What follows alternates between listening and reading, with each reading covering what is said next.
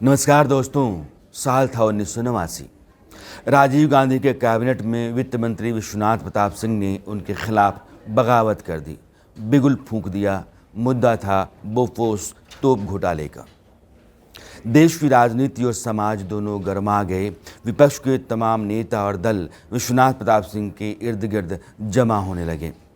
1989 के चुनाव में राष्ट्रीय मोर्चा ने जीत हासिल की।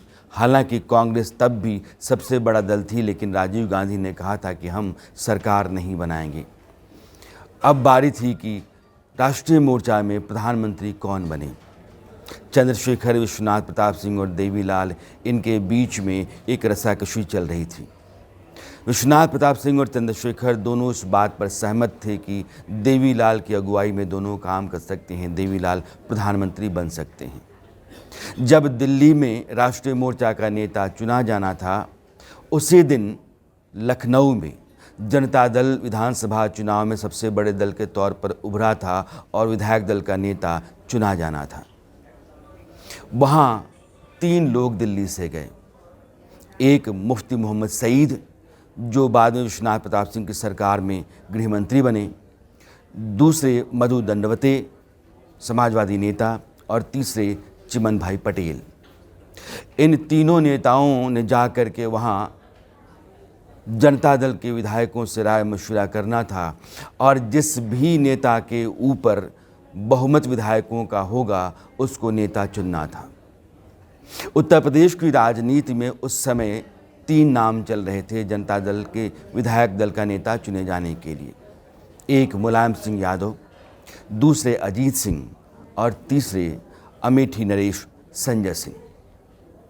अजीत सिंह इस बात से बहुत इत्मीनान रखे हुए थे, उनको यकीन था कि विश्वनाथ प्रताप सिंह का समर्थन उनके साथ है, इसलिए वे मुख्यमंत्री बनेंगे। विधायक दल की बैठक में नेता उनको चुना जाएगा। इसके 2-3 बहुत मजबूत कारण थे। अजीत सिंह राष्ट्रीय राजनीति में जनता दल में लगातार विश्वनाथ प्रताप सिंह के समर्थन में खड़े रहे। जब दिल्ली में राष्ट्रीय मोर्चा के नेता का चुनाव हो रहा था, उस समय भी विश्वनाथ प्रताप सिंह के नाम का प्रस्ताव अजीत सिंह नहीं किया था। इसलिए जो पर्यवेक्षक 3 दिल्ली से गए थे और वहाँ विधायकों के बीच में एक सहमति तैयार होनी थी, उस लिहाज से अजीत सिंह को अपने नाम को आगे किए जाने और उस पर मुहर लगाए जाने का भरोसा था। बैठक शुरू हो गई। 415 सीटों के लिए हुए चुनाव में 208 विधायक जनता दल के चुन करके आए थे और बैठक के दौरान अजीत सिंह, मुलायम सिंह, संजय सिंह, तीनों ने अपने अपने प्यादे बिठा रखे थे। तीनों ने अपने अपने समीकरण साध रखे थे। उस समय मुलायम सिंह यादव के साथ विधायकों का बड़ा धड़ा था, इसलिए उनको यकीन था कि मुख्यमंत्री जनता दल का उत्तर प्रदेश में वे होंगे और पहली बार उनको मुख्यमंत्री की कुर्सी नसीब होगी। संजय सिंह अपनी जुगत जुगाड़ में लगे थे। उनको भी दिल्ली के समीकरण और आदेश पर ही भरोसा था, लेकिन अजीत सिंह को ज़्यादा यकीन था क्योंकि राजा मांडा विश्वनाथ प्रताप सिंह ने शायद उनको अपनी तरफ से हामी दे दी थी और लग रहा था कि दिल्ली से लेकर लखनऊ के बीच में विधायकों के भीतर जो बहुमत तैयार होगा वो उनके नाम का होगा। बैठक चलने लगी, दरवाज़ा बंद रहा और जब दरवाज़ा खुला, बैठक से लोग निकले तो मुलायम सिंह यादव विजेता हो चुके थे। उनके नाम पर मुहर लग गई थी। अजीत सिंह के समर्थकों ने बहुत कोहराम किया, बहुत नाराज़ हुए, उन्होंने दरवाजे पीटे और अजीत सिंह से ये दरख्वास्त की कि अब आप विश्वनाथ प्रताप सिंह सरकार में दिल्ली में मंत्री मत बनिएगा।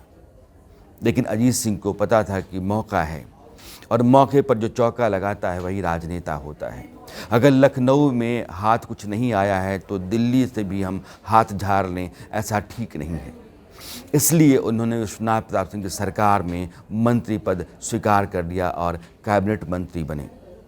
मुलायम सिंह ने 1989 में ये बता दिया कि उत्तर प्रदेश में जो ज़मीन की राजनीति है और विधायकों के बीच अपने को नेता चुने जाने की कुव्वत है या जो हुनर है वो उनमें है और आगे समय उत्तर प्रदेश में जो राजनीति का होगा, सत्ता का होगा, उसमें मुलायम सिंह यादव एक बड़े खिलाड़ी के तौर पर उभरेंगे।